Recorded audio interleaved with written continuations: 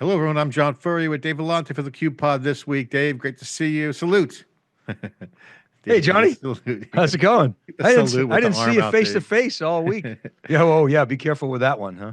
Yeah, watch the Holy cow. salute, man. Do not do the Elon Whoa. salute. We'll get into that and a lot more this week. Obviously, Donald Trump takes office. Big news. Um, Huge tech changes. I thought we had a great analysis prior to the inauguration with Trinity Chavez on NYSC TV. Um, the data center, AI infrastructure, booming topic, and Stargate, the top story. We're going to go deep into that this week. Just in general, a global IPO this week. Big time IPOs looks like they could be back. The Trump bump, Venture Global, big IPO on the NYSE, and NYSE just launched a new index on their exchange, an IPO index, kind of a bellwether. I call it the Nasdaq 100 like killer. Nasdaq has the Nasdaq 100 and NYSE activity. Obviously, we're tracking that as well. But I mean, the Trump executive orders. David Sachs, good friend of the Cube, and actually a Cube alumni. Actually, I interviewed when he was doing that startup he sold to Microsoft, the Facebook for the intranets, I didn't know enterprise. that. He's a Cube alum? I never He's knew a that. Cube. He's a Cube alum, but we don't have the footage because we uploaded all the content in 2012. So I think he was in the 2010 timeframe. I think it was at a storage networking world. It was Yammer was the company. Oh I'll yeah, see. yeah, yeah, yeah, yeah. So he was David's. in the blob, he was in the Twitch blob. Yeah, he's one of the Silicon Valley guys in the circles here. Tech investor now, but entrepreneur. Done multiple ventures. He's on the All In Pod. Jason Kelkanis worked with me at PodTech 20 years ago. We did podcasting. Chamath. We know from Facebook, and before that, he was at AOL. Now he ran venture capital firms. He's the SPAC king, as they've been calling him. And I'll see that podcast has just been great. They were in DC. Just in general, the Trump mojo, notwithstanding the theatrics aside from the inauguration, which was more inside. I'm not sure if that was just weather related or actual national security or No, threats. no, Who no. knows? It was freezing. It was freezing. As But either cold as a way, witch's nose, as they say.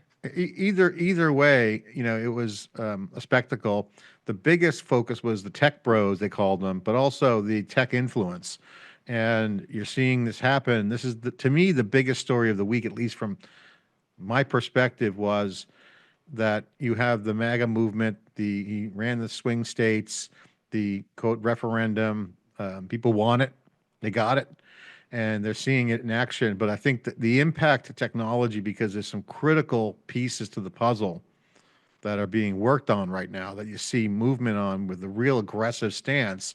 That is the crypto policy and the AI policy.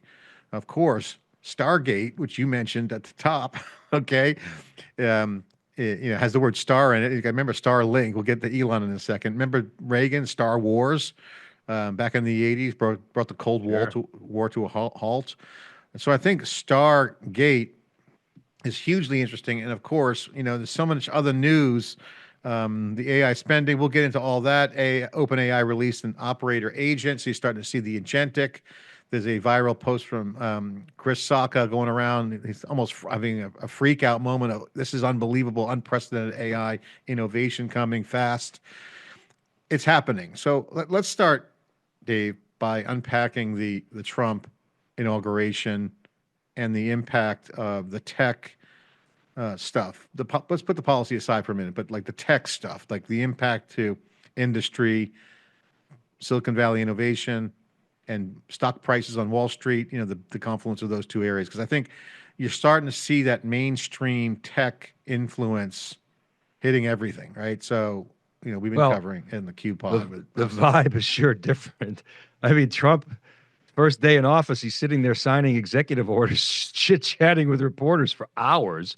It was unbelievable. And then he gave a speech at Davos, and then he took questions. Did you see that? Did you see any of that footage? his speech was pretty in your face, Oh my God. nationalistic. He basically gave an FU to the EU. Of course, they're in the EU. FU EU.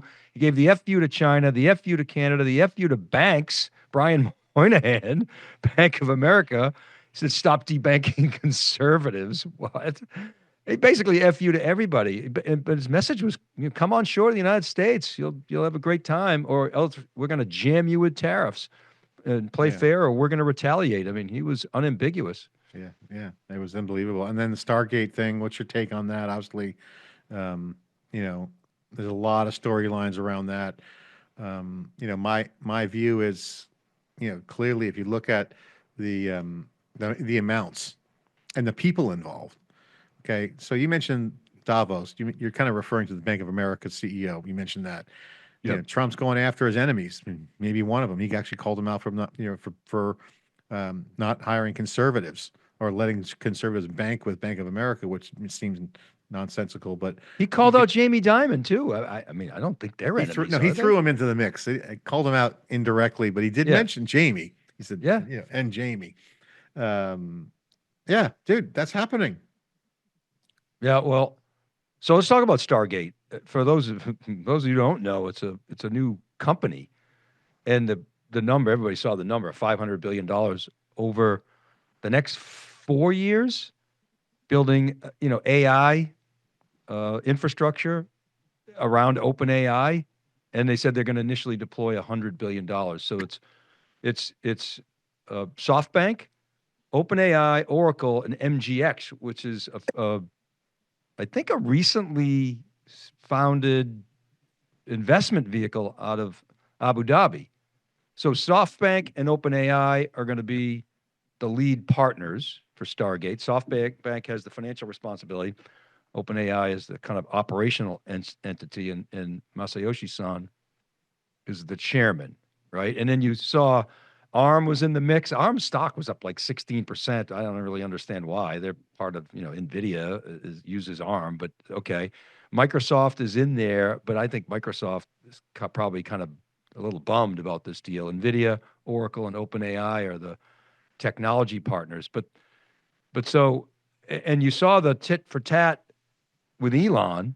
Elon obviously wasn't happy, probably because he's a little butthurt. I heard somebody, a talking head on TV, say, no, that's not the case. I think it's absolutely the case. Elon's getting all this attention. And I think Trump just said, hey, I'm the alpha, not you. I'm the alpha and the POTUS.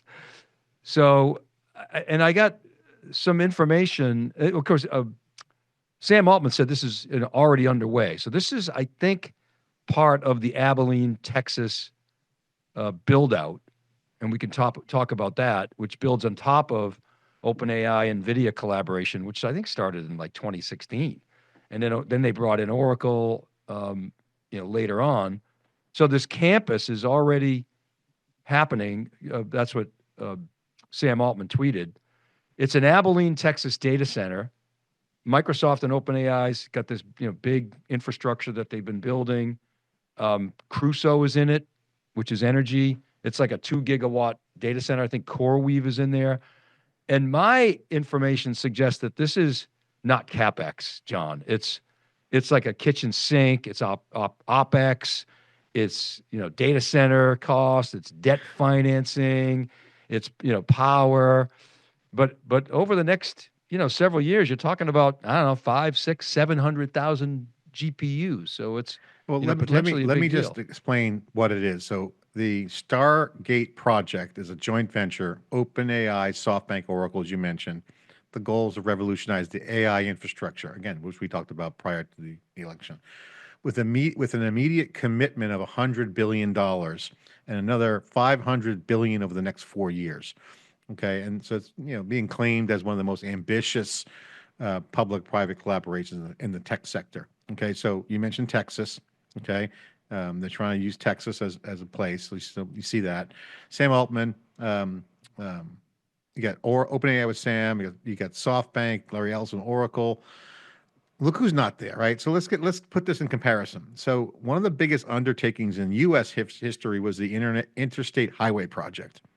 Okay, so by today's standards, that's roughly $700 billion. So think about the scope. The entire freeway system, they call it the freeway out in California, but the interstate highway, roughly 700 billion. For the cost of paving every road on the freeways, this is what it's going to look like. So this is Now, underfunded, you're saying? well, no, it's I'm massive. kidding. Just think about the highway system, what that Hey, enabled. 500 Okay, so billion is light. It's light. well, I mean, Microsoft is forecasted to spend, per our research, about 80 billion this year on the capex, and that's almost 100 billion right there. So Okay, so we're going to put things Independent of this, by the way, Satya said, I'm good for my 80 billion because into the whole independent. argument is they don't have the money. That's what Elon was saying. But go ahead. It's extra dough, to your point. So this is, again, we have to peel back the onion a little bit. So, putting things in perspective, it's definitely great. I mean, I wrote an essay almost 25 years ago around broadband, rural broadband, that there should be that moment where you pave the roads, make it public, the public common, some called it. But this is actually a good direction. I'm not against it at all, but but if you think about AI infrastructure like the highway system, then you can put it in perspective. But again, the numbers are still small. They're going to need more money, right? So 80 billion for Microsoft, that's not including what the CapEx is on AWS, Google, and Oracle. Okay, so that's one. The commentary from the And crowd Meta. is, Don't forget Meta. and Meta They're again. just up there. Look who's 60 not billion. there. Okay, remember Bank of America. We'll come back to the paybacks. So going after that guy there. So who wins here?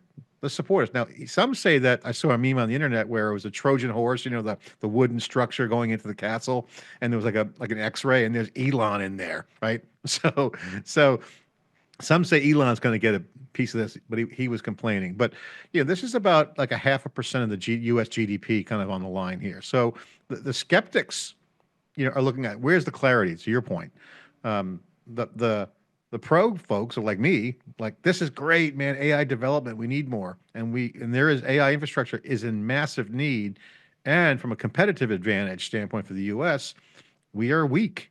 Okay, so since the number one goal is data centers, power and cooling, water, this is huge. So I think this is a good move directionally if they can pave the so-called AI roads. Okay, so I think the pause here is it's not Star Wars in the sense of Ronald Reagan's Star Wars initiative that was called SDI, which brought down the Cold War.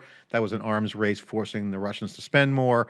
This is very much an anti-China thing. This is very much what his speech was at the Davos conference. This is a posture by Donald Trump and the pro-American competitive advantage groups to say, hey, we're going to do something.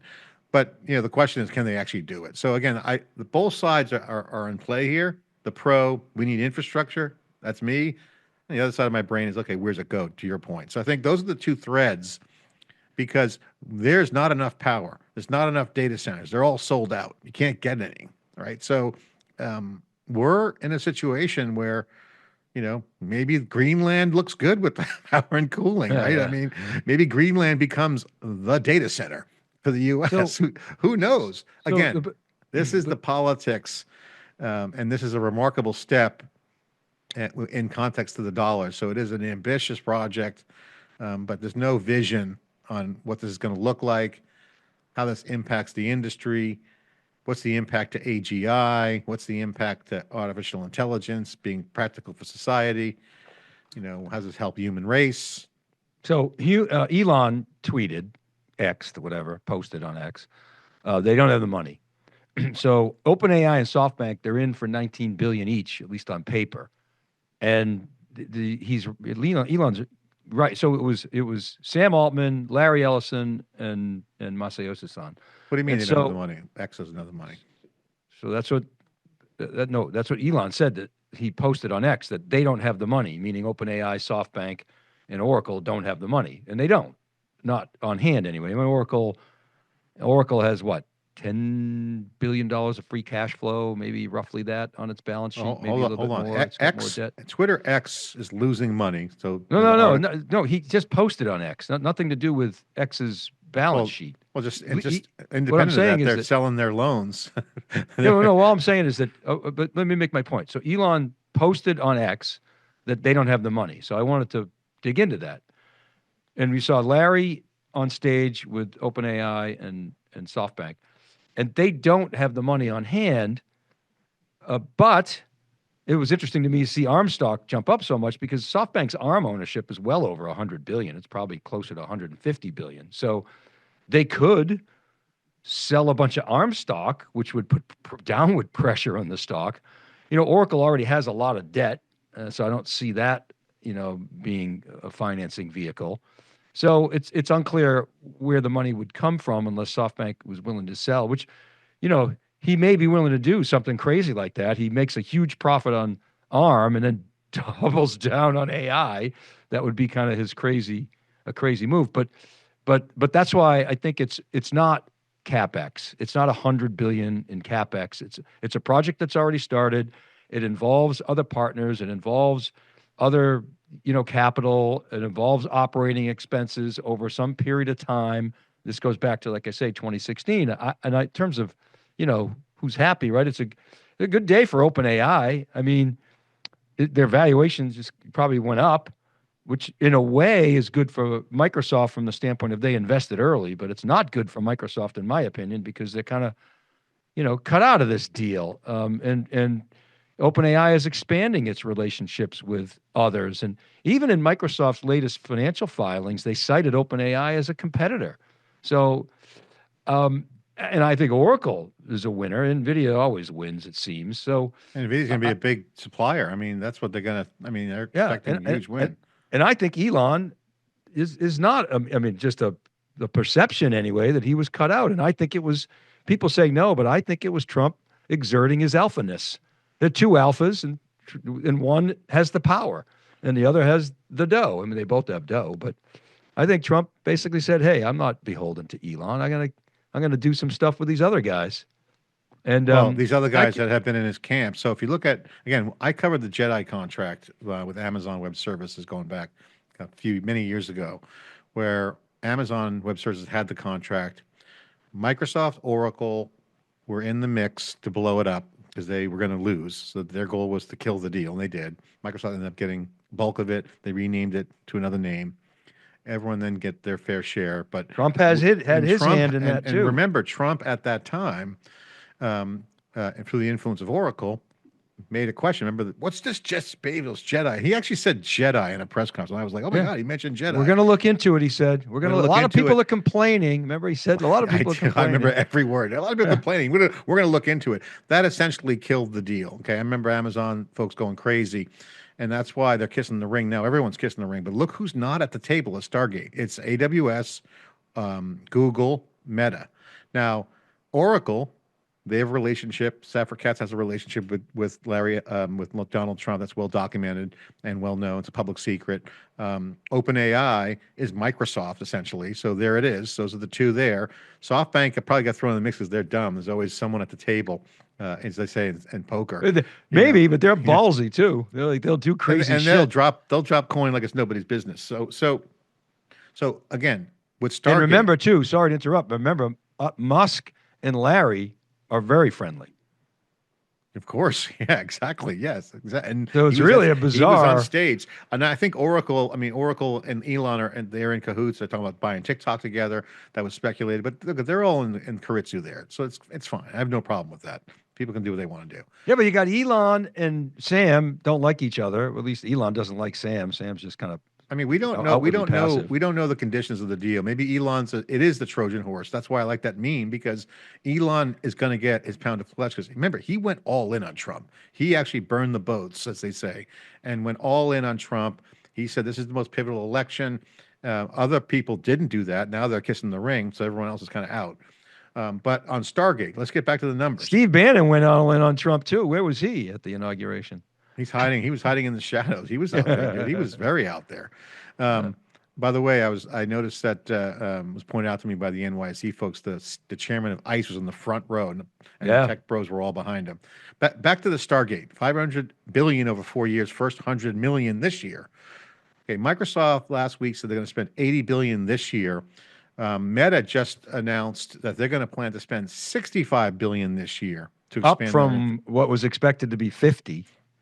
Okay, right. So the technology firms have invested tens of billions this year alone, right? So look, you're looking at well over $200 billion this year in CapEx AI infrastructure. That's the large cloud providers. This is the data centers. This is where the power and cooling comes in. This is, I think, where the action is. So if you look at the market, this is all about converting these old school physical real estate trusts that were data centers into full critical infrastructure. And I think, the tech side of the market, the geeks are basically saying, if we don't get this power, we're going to have to go elsewhere. So like oil in the U.S. being sovereign, not dependent upon others, and cutting a deal with the Saudis, this is what Trump's doing. AI power, data and power is the new oil. And I think AI and this is significant for that reason. I think the competitive advantage the next decades is clearly going to be water, power, powering these AI infrastructures. So, you know, we all of us that are old enough to remember Terminator, the movie, Skynet, it's coming. So the question is, who's going to fund that Skynet? So I find this deal super fascinating at many levels. One, the name just is great, Stargate. Again, remember, Starlink is Elon's thing. Star Wars was Reagan. Ambitious infrastructure. It's certainly fodder for us to commentate on it. But again, Meta's not in there. Okay, Google's not in there. AWS is not in there. So this thing could be just a slush fund. This could be a pork barrel. I mean, there's different names for it, but we don't know. I mean, either way, Nvidia wins, Oracle wins, Microsoft wins. I mean, I don't know if Microsoft wins. I don't know about that. I think Microsoft, I feel like, is kind of on the outside looking in on this deal. I mean, they win in why? the They got sense to that spend they were 80 an billion early. on their own dollars and they Yeah, get free but money from the government through OpenAI. well, I And guess in the sense, well, let's think this through. So, in the sense that their investment in OpenAI is now even more valuable, I would agree with you. But we've always said that OpenAI and Microsoft are kind of they have this weird relationship. I think OpenAI has designs and aspirations to compete ultimately. I mean, they're going to ultimately run into Microsoft's swim lanes. They already are. So, and Microsoft presumably is going to hedge its bets with alternatives. So, well, they're betting on OpenAI, so they need to get the horsepower. Their cloud will win with OpenAI. I mean, I didn't OpenAI is making understand. moves. Satya said we have a right of first refusal. Well, the person doing the interview, Sorkin, actually, was really good, but missed. Did they refuse to participate in this? That's a good question. I don't think I they even had a shot. well, that's what I don't think so either, and that's why, in a sense, I think they were on the losing end of this, despite the fact that their investment is now more valuable. But they don't need the money; they're swimming in money. I mean, the thing about this is that this is what we need. I remember under the Clinton administration, the Farm Bill for rural broadband came out when he was in office. Um, it just didn't have a teeth to it. There was so much regulation around it that money didn't get dispersed fast enough. We never had that broadband starvation, fill. It was almost like the homeless today, right? The homeless problem. Broadband now is such a competitive advantage. AI will be a competitive advantage. Large scale data centers and power and cooling will be a competitive advantage. And so I think this is again a good direction. The question is that what's going to be the impact of the competitive landscape? Is this just another pork barrel, or is it going to be legit expansion, like the rural broadband bill, which was tucked under the farm bill, which subsidized farmers? So because that farmers are in quote rural areas, so it wasn't truly a broadband bill back in the day, but this has all the wrappings around the same policy posturing. Again, we'll see. I mean, Larry Ellison was at the podium, looked kind Well, of but nervous, by the way. Did you notice that? I He, thought he looked good. I thought Larry looked I great. thought, I yeah, I mean, thought he was but good. but they're still the APIs are still exclusive to Microsoft, OpenAI APIs. But this is an indication that OpenAI is diversifying its infrastructure partners. I actually do believe when Satya said we have a right of first refusal. I think they wrote a blog on this. I read something about that. So, but the fact that they didn't want to take the risk sort of opened up the door for others. They probably felt like, hey, we're already all in with our 80 billion. So, I think there was a short term decision to not participate in this. They probably could have and chose not to. So what that did is it opened up the door for alternative infrastructure. And Chris Young, who was sort of a long time, advisor to Satya and a corp dev guy, who was instrumental, I believe, in the OpenAI deal, resigned shortly after this announcement. I don't know if it was related, but it was kind of an abrupt move, according to some of the reports that I read. So Yeah. I don't know. I mean, the other thing that got me is the whole tech bro thing. The press was making a big deal out of it. I thought was they were out to lunch on this one because, look at, I mean, Tim Cook They didn't really talk to the other guys. Sundar's got his fish to fry. Definitely got Meta there. They're out on an island. Bezos was there. Okay, and you got Altman, Elon, and folks there. So they're all. I mean, this whole idea that they're in cahoots is BS. So just knowing everybody, all the players in the room, I can tell you this that's BS. Do they all win? Yes, they all win. They all win. And so that's a fact. And this is a good thing. I think it's a good thing. I think the question is, what's the oversight? What's the impact? How does the money flow? So I think that's going to be very, very interesting to see. And of course, regulation kills innovation. So one, that's something that we always talk about here. The second thing that's notable is the AI and crypto. Crypto's up again. It's well over 100,000 now per Bitcoin. Ethereum is looking good. They're coming back to the U.S. And David Sachs was on Fox Business. I saw his report. He was awesome on Fox, by the way. He crushed it. And he was pretty straight up about understanding the landscape. And what he was saying that's true is that under the Biden administration, all the crypto was going overseas because of the lack of clarity around crypto policy. He's 100% right on that. Since Trump's in office, I can tell you, in talking to people that are whales in Bitcoin to folks that are coding on Ethereum and Solana and all the other chains, there is a massive excitement around coming back to the U.S. I think there's already money transfers being made now. People are putting the new puzzle together, the puzzle pieces of their business. I think how he handles the SEC managing these stablecoin implementations, some of the NFT collectibles will be important so that doesn't get too fraudish. But programmable blockchain has always been a thing we love, and crypto as currency for freedom or oversight is going to be a win. So I'm pro crypto, and I think the stockpile idea, I've always been a big fan of that. I'm with Saylor on this from MicroStrategies that it's still an under accumulated asset to store value. So I'm pro Bitcoin still at this point. So So I and read the executive order, and for those who are not familiar with it, so they basically did is established a working group. And I saw when Trump signed the executive order, he gave the Sharpie to Sachs. Here you go, David. Here's your souvenir. He also gave the Sharpie that said they got to release the RFK and JFK files to RFK Jr. That was kind of interesting. Anyway, they're establishing a working group on digital asset markets, and it's going to be chaired by the crypto czar, aka David Sachs. And they're going to develop this framework for digital assets and stable coins, and they're going to provide better regulatory clarity, which will make Brian Armstrong happy. He's the CEO of Coinbase. Now, this stockpile thing is interesting.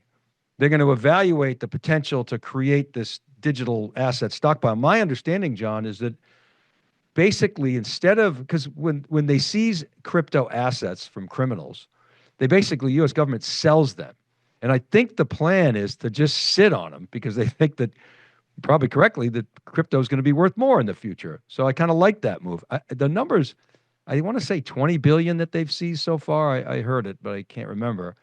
And then they're going to support stable coins, which makes sense because it's tied to the US dollar. But the most interesting thing I thought was this prohibition on the central bank issuing a digital currency. So it explicitly prohibits federal agencies from establishing digital currencies from the central bank. So I was thinking, okay, what is that all about? And what that is all about, as I dug into it, is they're protecting the privacy of the crypto holders, because ostensibly, if the central bank of the United States is holding those currencies, then they have information that is antithetical to the whole notion of crypto. So I thought that was a pretty interesting addition to the executive order. Yeah. I mean, any other observations, Dave, on the inauguration and just the spectacle and just the vibe? What's your overall takeaway? Well, I think a lot of people are confused right now, and they're trying to interpret what all these executive orders mean. I mean, it's just like It's like, we talk about a fire hose of announcements at reInvent. Can you imagine being in these agencies and you have to scrub all DEI? You have to identify. I read somewhere, I think it was in the journal today, that they had phrases like pregnant people. Okay, well, that's a violation of the executive order. It has to say pregnant woman. Okay, I mean, so so everything's coming to like a grinding halt. The CDC is not releasing, certain alerts, and so there's some disruption here that I'm hoping is short lived, but I think that's by design. I think this is what Trump wants to do. He wants to like knock over the monopoly board, start over. Yeah, I find it to me, outside of the normal Trump comeback kind of story, I think the tech story is going to be pretty historic. I think the Gen 1 of politics meets technology is here. We've been very focused on connecting Silicon Valley with Wall Street with our new NYSE studios. I think this is a good sign given the AI infrastructure investment and the crypto positioning. I think that's a good stake in the ground to get a beachhead around real substantive conversations.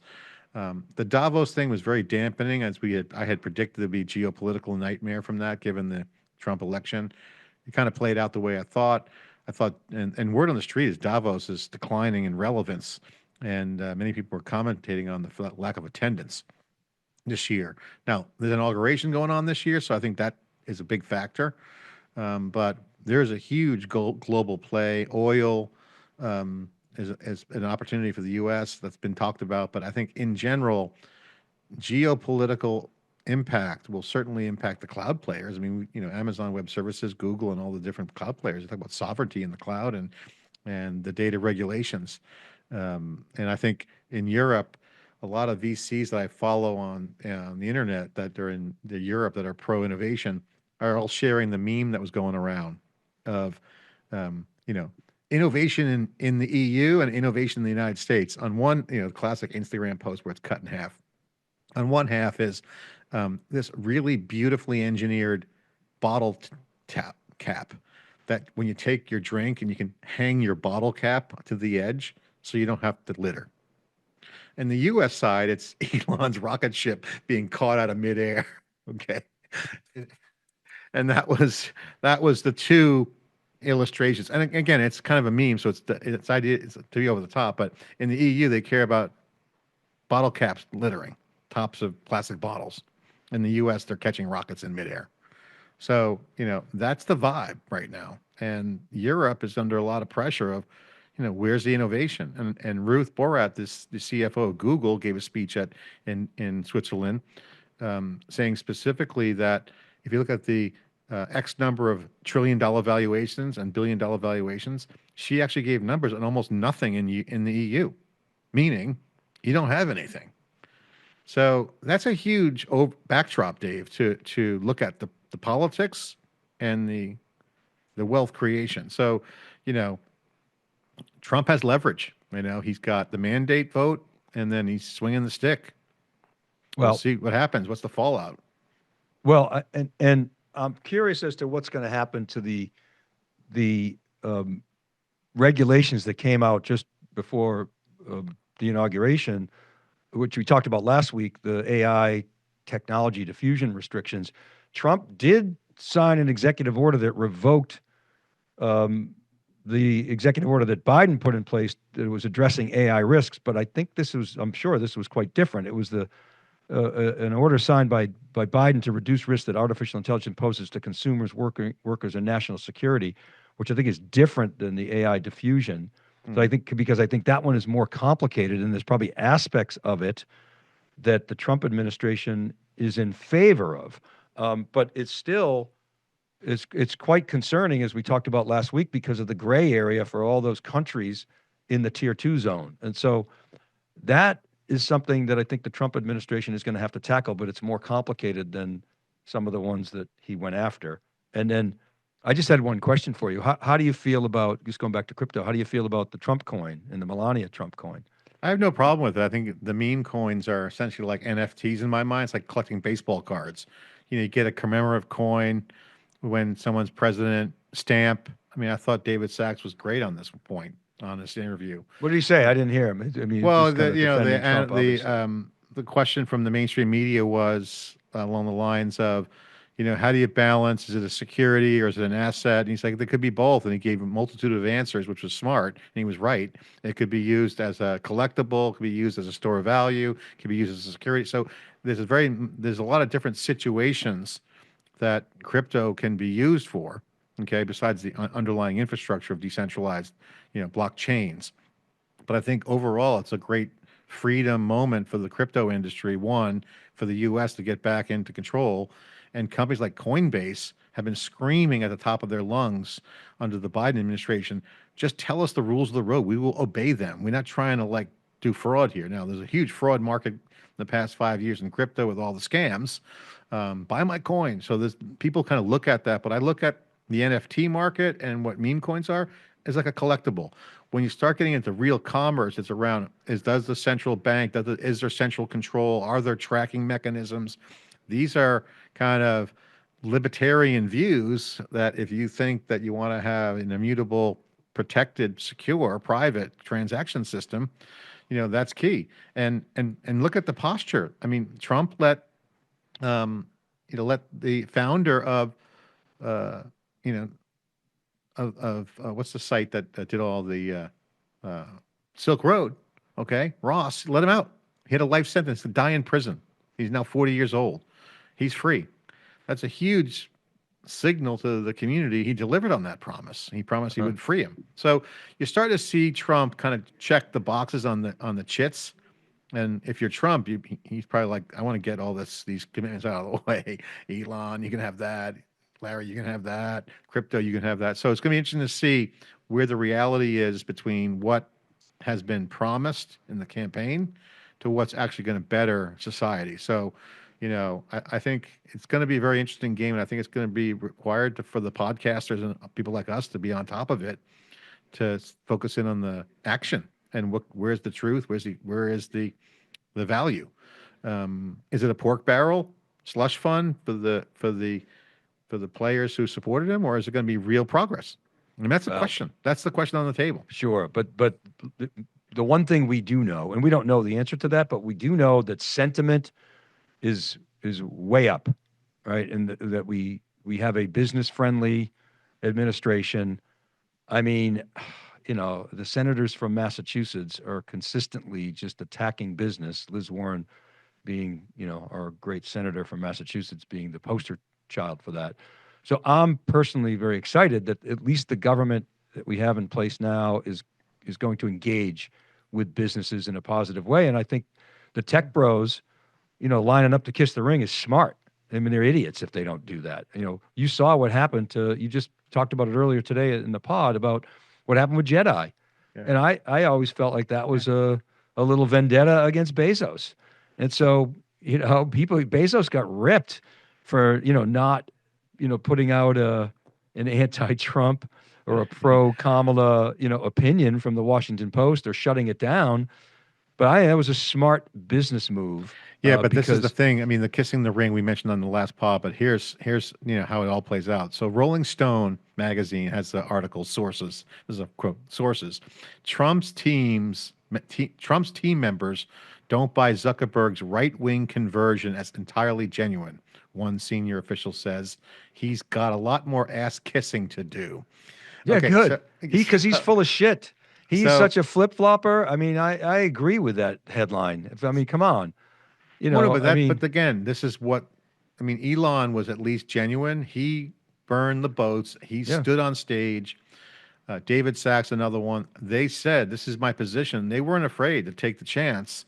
And again, when you're a billionaire, you can do that. But you can, when you're the closet Trumpers, look. And Bezos chose not to be outspoken, which Trump clipped him with Jedi. He got his pound of flesh, and Bezos, he played it down the middle, which I think is smart. Bezos came public once he knew he was going to win. They all did, right? We all knew Trump was going to win. The poly market had predicted it early, right? So everyone kind of knew that. What they didn't know is that the genuine sweep of the swing states.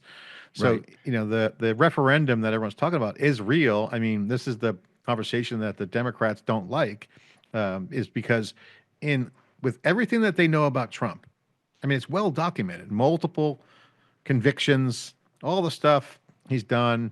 You can argue what is real or not, motivated. Put the lawfare aside for a minute. Knowing all this, they still wanted it. So you got it. So let's go. That was to me the common sense Davos and general opinion I've heard this week was, look, let's just get it over with, or let's just get through the knothole. He's a different guy. Let's hope he doesn't like break too much stuff. Or maybe they want to see a generational flushing of a new Democratic leadership. Either way, this is where we are. I mean, that's, no matter how you look at it. And I think on my Democratic friends, they're all like, it's time for new leadership. So I think it was a confluence of many things to this election. One of them being just this is what people wanted, and you can Well, take your position. You know, you flush the look, Democrats, get a new generation. Let's get pro-nationalistic. but Um, but you're right about Elon. Okay, he went all in. Bezos, Satya, and Sundar. I mean, they're in a great position for regulatory capture with the big clouds. I think Tim Cook, he's got so much exposure in China, he'd be a fool not to belly up to Trump. And I think I agree. Zuck, flip flopper, total flip flopper. I listened to his interview with, I think it was it Lex or was it Rogan? One of the two. I just didn't ring true. I understand why the Trump advisors are like, he's got a lot more kissing up to do. I don't buy it. I think he's just, total flip flopper. Whereas I think the other guys, played it down the middle. Smart business yeah. people. Well, a lot of other So good news. I mean, it's fun to riff, and I think Stargate. We're going to keep our eyes on that as well. TikTok. Couple notable things. We had a great cyber resilience summit. Christoph Bertrand and our team on the Cube Research put out your post on how AI and automation are transforming, business with NVIDIA's $1 trillion TAM. We got the NVIDIA event coming up in March. We're gearing up for that. We got the CMO leaders editorial. Filming day, 3 days of filming in Palo Alto on February 10th, 11th, and 12th. We're getting all the community members around CMOs, CFOs, IT leaders, AI innovators, all coming together. Um, the fact that OpenAI's got this new announcement with agentic means that our prediction around how fast agents will come in will be very interesting, Dave. So I want to get your thoughts on that because um, AI's movement is very clear. They're putting out stuff fast. Now the question is it real?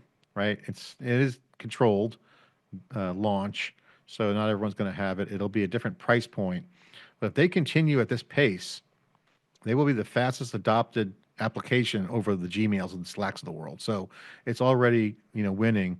And we debated, can they have that first mover advantage? And you're going to see Microsoft get a tailwind from that. So I'd No, it love to looks get your like thoughts on predictions this it looks year. it looks like you're right. Right now, when Sabjit and I took the other side of that trade, we said they're not going to be able to maintain their first mover advantage. It looks like OpenAI is extending its lead, if anything, on the likes of Anthropic. A lot of guys are falling off because the economics of building LLMs and frontier models are horrible. Anthropic's not bad at all. And So Perplexity, no, Anthropic, and they OpenAI are got, the three best right now. yep. But that's true. Claude looking good. But yeah, OpenAI, it just keeps getting better. I mean, I was really a big fan of Llama and been still a big user of Llama, but OpenAI is better, still better. And I love Perplexity, but OpenAI is sucking up more of my time lately. And I like Claude too. I'm not a huge Gemini user. It's good, but it's I'm just going to like, try Gemini next. I mean, I love the Notebook LM thing they had. I mean, Google's getting great reviews from Gemini Pro. So, yeah. in all my interviews, that comes up a lot. So, So, it's on my so, to-do list for the weekend. so the pace is unbelievable. But to your point about agentic, so one of the predictions that we had that we'll be publishing tomorrow is that, 2025 won't be an aha moment for agentic because there's just so much involved in making agentic really good. And so I think it'll do some basic things, but the security, the privacy, stitching together all the different components, the harmonization layer, the agent control framework, getting that all in order is going to be, challenging. It's going to take some time. Big fan of agents. I love what Salesforce is doing. It's going to put 2 points on their top line. And I think in environments where they're closed application environments, if you will, they have the data, they've harmonized the data, like in the Salesforce Data Cloud. They have access to the metadata and the business logic and the process logic. And it's a relatively well-known workflow like Salesforce, like ServiceNow, like Workday. I think that's where the agents are going to thrive. But I don't think you're going to see outside of those application domains a major transformation due to agentic in 2025. I think it will come, but I think it'll take the better part of, the next 3 to 5 years to play out. Yeah. Yeah. I mean, it's fun time. I got to say, it's really great. Um, the, um, the New York City studio news is interesting for the folks listening. Our NYSE Wired collaboration is going next level. We get the second set. Brian Bauman and the team at NYSE and the NYSE Wired is growing into quite an open community. The CMO summits, we turned that event around in 2 weeks, almost already filled. Reception that Brian's putting on with the team should be great. But you're starting to see, media post-election, as we had predicted, start changing online relationships. And I think one of the things we're watching very closely here with our media is the relationship between the interviews and the people, Dave. And I got to say, with this continued kind of high velocity news, and Trump is an executor of this. He's a master. I mean, he's been called the broadband of media, when the previous regime was like dial-up internet. So, I mean, just think about the volume of news, which is swifting through. We're not even talking about the TikTok ban that happened like just yesterday, right? Seems like years ago at this Let's point. talk about TikTok. It was like years ago in my mind compared to what's been hitting us. So Trump, Yeah, you're right. this idea of the deluge of news is the new arbitrage, right? So I think, the when you have shifts in markets, there's always going to be arbitrage. One of them is managing flow of content. So Trump's the master at it. And this is what I see going on with these networks. There's trust building because people are using real time data to try to figure out what things mean. Because before they can figure out what it means, a new thing is hitting. So it's like by the time it's like you're grokking something, a new thing hits you in the face. That's the media right now. When I say media, I mean the new media, us, podcasting, mainstream media can't keep up. That's why they're kind of eating dust right now. So you're starting to see that. This is where I think TikTok ban was interesting because that's a major power source for real-time velocity. Gets shut off and then turned on back in the day. I'm like, the new Cold War, put on Twitter. Like, is it back up? That was fast. Comments come in. So that was yesterday, Dave. I mean, it seems like months and months and months ago. So TikTok ban back, which, by the way, Trump got a great banner ad on that because he shut it down for a day and said, you can't use it. Talk about saying I'm in charge. Oh, it's hilarious. I thought his logic was good. It was sound. He said basically, if there's no deal, there's no value. So I have to, if TikTok is shut down, there's no deal. So then there's no value. So I have to keep it alive so that there's at least some value. So that was smart. Now, at the end of the day, first of all, like last week, I argued this should be done on economic grounds and fairness and balance of trade, not on security. Security follows by default. But if you make this about, hey, you won't let our social media play in China, so we're not going to let your social media play in the United States unless you let us own half. I think that's just puts the onus back on China. But that aside, his logic was sound. But to me, John, it's all about the algorithm. If you don't get the algo, what's the value? Users? I mean, Facebook has billions of users. They don't really need the users. And then what do you know about Red Note? My daughter's all over Red Note. She was going crazy when she worried about TikTok getting shut down. All the TikTokers were going nuts. They were downloading all their videos. I had to come into the office to get a flash drive that I could give it to her.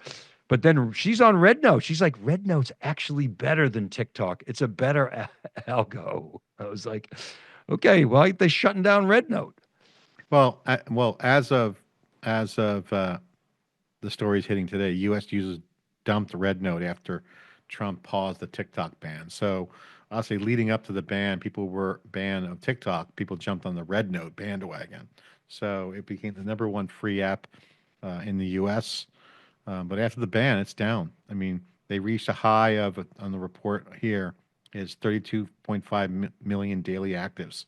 Okay. SimilarWeb, which by the way has us up to 1.2 million views on SiliconANGLE, which I love SimilarWeb. SimilarWeb reports Red Note's daily active users declined 54% on Monday. Wow. Wow. Over half. So, I mean, there was Red Note and a bunch of other Chinese-owned sites that were getting all the action. So we'll see. I mean, Winston talked to me about this. Winston, in the NYC Wire community, he's in New York. He ran one of the largest sovereign wealth funds from China. He's got his own family office now in New York. We were talking on text about this after we saw each other in New York last week, and he was telling me that, there's not a lot of good sentiment out there around this. So, he wasn't really bullish on it, but he's like, we'll keep an eye on it. But again, My daughter loves Red Note. She says it's like a super engaging community. Of course, she said if I spoke Mandarin, it would be even better. But like her stuff plays really well. I didn't know this, John. She, my daughter has a pretty good social presence, like really good. And she was telling me that Instagram is like is tough. She loves TikTok because it's such an engaging and supportive community. She says when she posts stuff on Instagram, the vitriol that comes through in the comments is brutal, like really, really negative. And she said to me that the narrative amongst the community is that, oh yeah, Meta promotes negative comments because it, drives more eyeballs and more ads. But I never knew that. Yeah. I don't get a lot of comments on Well, my I mean, I think one Instagram. of the things that's going to come out of this next wave, I had to make a prediction for the next 10 years, is you're going to see open social network. There hasn't been one yet. They've been either owned by a country or a company. The data is controlled by that app. Even they're all walled gardens in and of themselves. Walled garden means that so there's some API support, whether you look at LinkedIn, Red Note, TikTok, they have all their data and they don't share, right? So the beautiful thing about the World Wide Web, when we broke into the web scene, everything was open data, everything was shareable, and that created tons of innovation. So I think you're going to see a massive set of innovation coming around the idea, and I think it's going to come from the blockchain crypto side. I mean, to be honest with you, so, we worked on the CUBE coin 2018. My vision still is clearly in place that there will be a need for open, transparent, collaborative systems where trust networks emerge. So, I'm a big believer on that. I'll harp on that till the cows come home. But So, um, it's interesting because when when the AI wave took off, you said that a lot of your crypto developers that you talked to shifted to AI. And I always felt like those two worlds were going to come together. And it looks like that very well could happen. And especially with the momentum that crypto has now. yeah, Loving the crypto action, we Bitcoin, Ethereum, Solana, XRP. we're Go. back. We're back on the Go, crypto. go. We're We love back it. on the crypto scene, which I love because we were there when it was actually innovative in the sense of the blockchain was infrastructure, Yeah. decentralized infrastructure is critical. You saw DeFi, you saw programmable DApps, distributed applications, an open marketplace, free, and then Bitcoin grew, and then everything else kind of happened around it. It got dark. It became a dark place, a lot of fraud. But I think you're going to see the intersection of AI, and there's already out there now some AI implementations. We're going to do an event in March with Ethereum Foundation. They're coming in from Singapore. They're coming into California to do multi-day hackathons and meetups at UC Berkeley, University of California, Berkeley, and Stanford. So we're going to cover them. That's the week prior to GTC, NVIDIA's GTC event. So I'm expecting to get a great update. The inside baseball in that world is we're so happy that the U.S. is pro crypto because now the entrepreneurs are coming back. So I think we're going to see that back, Dave. But I think you're going to now have infusion of AI, which should clean things up a bit because with AI, you can do better things. Well, Enforce and governance, enforce quality and security, all kinds of new applications of the data with AI and crypto merging. I always loved the premise not only of Bitcoin. I mean, I get that the government just printing money. Of course, I do love that premise as well, but I really liked the notion that the the the key protocols of the internet have been co-opted by the big internet giants, and crypto innovation is a way to address that. Number one. Number two is that anybody can invest in crypto. If you wanted to invest in Linux in the early days, which built the web, there was no way to do it. You had to wait for Red Hat to go public. And by then, you know, all the money was made. So in crypto, if you did your research and you could pick your spots, you could do very well. And so, you know, we learned a lot in the mid part of last decade following the crypto crowd. And it was some of the most innovative and fun times that we had on theCUBE. Yeah, well, we got a great 2025 lined up. I think, I posted on LinkedIn this idea of why I'm excited about the NYSE Wired community. What we're working with Brian Bauman, Elliot Donnelly, and a bunch of other innovators on is that it's open, nobody owns it, but more importantly, the Cube is a disruptive enabler to create some transformational action, more interactions, got great community developing, and I think if you look at this year, you're going to see I think the first time we're going to see real evidence of face-to-face communications at events, meeting digital first-party transactional value, meaning when you meet someone face to face, you build a relationship, you share some information, maybe it's more personal, more human.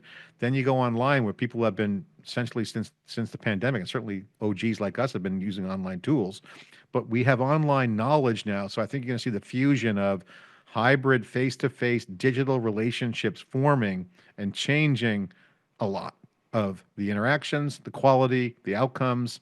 So I think this is going to have a real impact on event organizers and marketers. And I think this notion of a cube digital twin is compelling because you can leverage the investment of what we do with the content that we pay for, we subsidize with the cube, to create high quality content and real-time insights face to face with people and media, and then bringing that into a digital fabric. This might be the year we start to see evidence of the value when you connect digital as a first-class citizen with face-to-face interactions. And then, by the way, people coming in digitally that weren't involved in that face-to-face get the benefit of that. So I think with graph databases, with AI, you're going to see an explosion of value and for users and audiences and people with this new concept of social media kind of 2.0. What do you want to call it? But events, face-to-face events, they're back. The Cube will be at all the events this year, SiliconANGLE coverage. And I think, Dave, That was an awesome narrative you just gave. I'd love to live inside your brain for a minute just to repeat that. That was good. well, this is what we're seeing. I mean, we're seeing evidence. I mean, NYSE, what's happening there, the magic is it's a traditional brand that's been it's transforming into an innovative hub of conversations. And if you think about the NYSE, that's what they do there, right? They do trades. It's a marketplace. It's a marketplace of stocks.